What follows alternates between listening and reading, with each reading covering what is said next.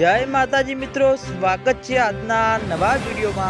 આજે તારીખ છે 3/8/2026 ને ઘણા બધા મિત્રોની કોમેન્ટો આવી કે શું દાંતીવાડા ડેમમાં નવા દિનનું આગમન થયું કે નહીં અને હાલમાં દાંતીવાડા ડેમની સપાટી કેટલી છે।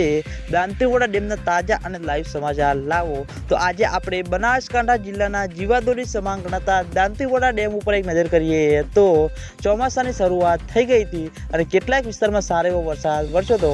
તેની સાથે હવે આપણે દાંતીવાડા ડેમ ઉપર એક નજર કરીએ તો હાલમાં દાંતીવાડા ડેમની સપાટી 570 ફૂટે છે અને દાંતીવાડા ડેમની ભયાનક સપાટી 604 ફૂટ છે।